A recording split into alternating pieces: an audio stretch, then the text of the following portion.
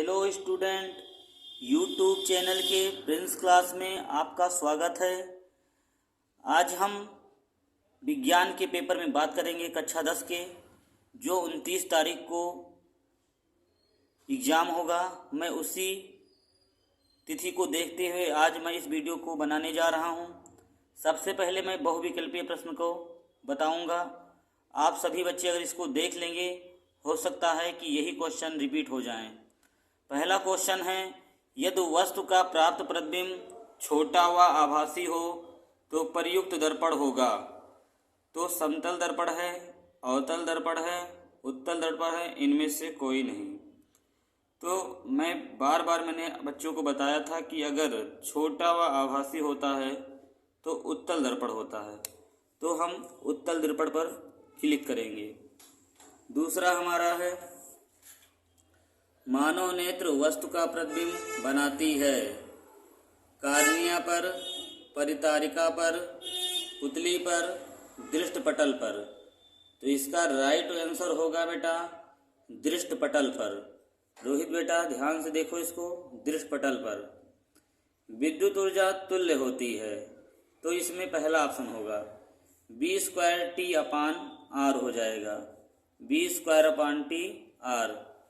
चौथा क्वेश्चन है, विद्युत बल्ब में प्रयुक्त तंतु बना होता है। तो विद्युत बल्ब में प्रयुक्त बना होता है ये नाइक्रोम का, टंगस्टन का, कॉपर का, मैग्नीज का।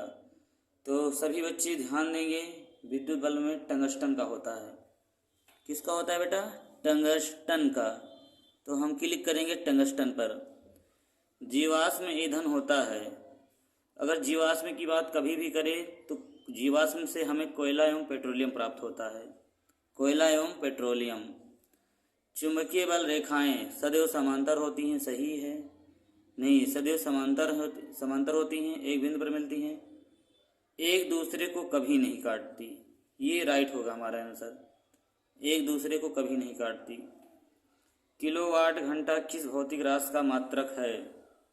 तो हम इसको ध्यान देंगे ऊर्जा का, क्योंकि किलोवाट घंटा ऊर्जा में नापा जाता है।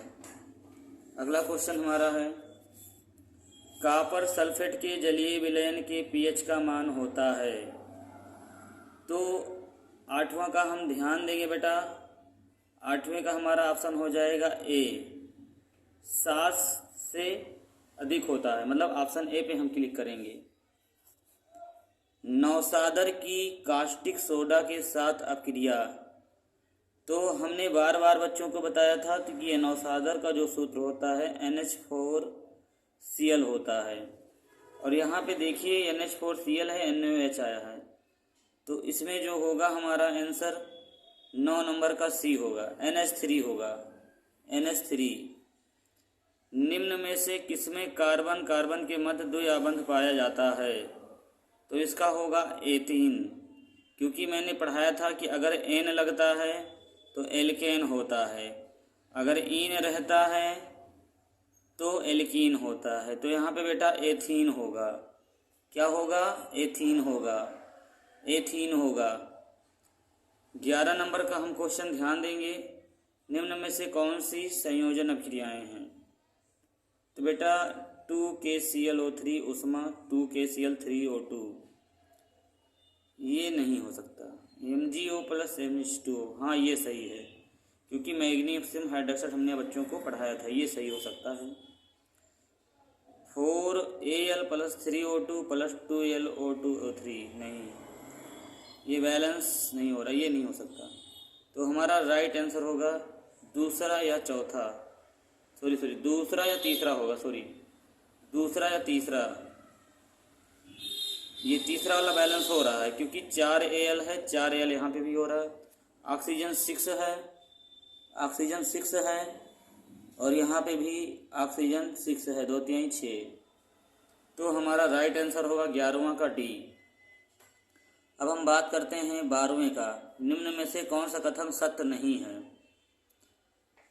सभी धातु कार्बोनेट अम्ल से अपकृत होकर लवण जल तथा कार्बन डाइऑक्साइड उत्पन्न करते हैं। सभी धातु ऑक्साइड जल से अपकृत होकर लवण तथा अम्ल उत्पन्न करते हैं। कुछ धातुएं अम्लों से अपचित होकर लवण तथा हाइड्रोजन उत्पन्न करते हैं। कुछ अधात्विक ऑक्साइड जल से अपचित होकर एक अम्ल बनाते हैं। तो इसका राइट आंसर होगा 12वें का बी। सभी धातु ऑक्साइड जल से अपचित होकर लवण तथा अम्ल बनाते हैं। तो हम राइट आंसर 12 का बी मारेंगे। अब हम बात करते हैं, हमारा जो आंसर होगा 13वां नंबर क्वेश्चन। 13 नंबर क्वेश्चन हमारा जो होगा, इसमें प्लास्टर ऑफ पेरिस का सूत्र दे रहा है CaOH का होल 2, ये गलत है।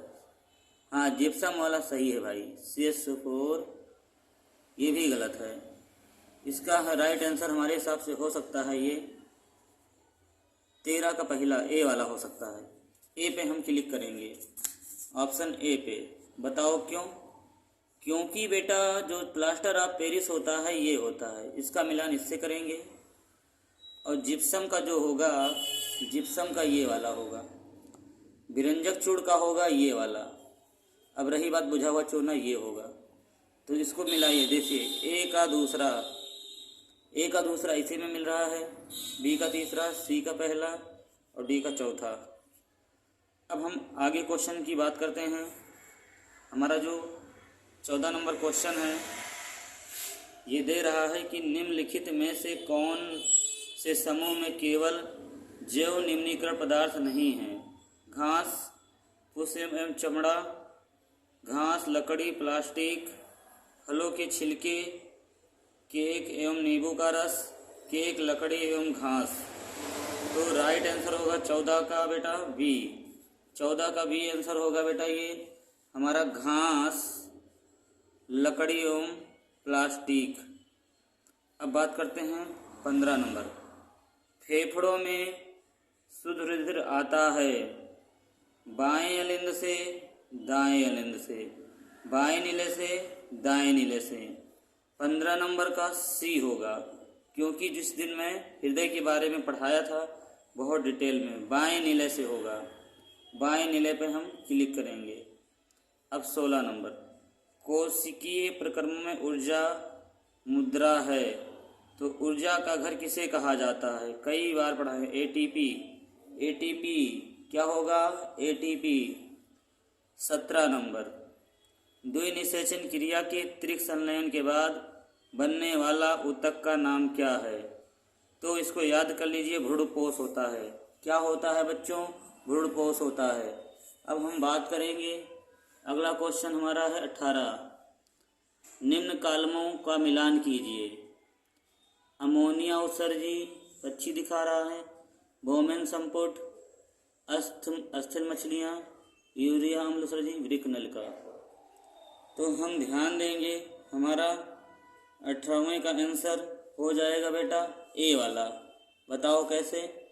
क्योंकि जो अमोनिया उत्सर्जी है ए का दूसरा होगा ये वाला। बोमेन संपुट जो है, बोमेन संपुट ये चौथा होगा। मूत्रण जो है, मूत्रण सी वाला, मूत्रण वाला जो मूत्राशय होगा। अब बचा हमारा कौन? ये पहला हो जाएगा। तो हमारा राइट आंसर ऑप्शन ए। बिंद स्राव किसके द्वारा होता है? बिंद स्राव किसके द्वारा होता है? साहिल बेटा, आदर्श बताओ यार क्या होगा? तो 19 नंबर का भी होगा, जलरंध्र होगा। क्या होगा? जलरंध्र होगा बच्चों, जलरंध्र। अब हम बात करते हैं 20 नंबर की क्वेश्चन की। ये क्वेश्चन है हमारा 20 नंबर। ये क्वेश्चन दे रहा है 20 नंबर। 20 नंबर नीचे दिया चित्र मानव श्वसन तंत्र को दर्शाता है, ABCD को। तो हम बताएंगे इसमें 20वें का हमारा होगा आंसर, पहला ऑप्शन होगा ये वाला। ये पहला आंसर हमारा होगा बेटा ए वाला, 20 का ए।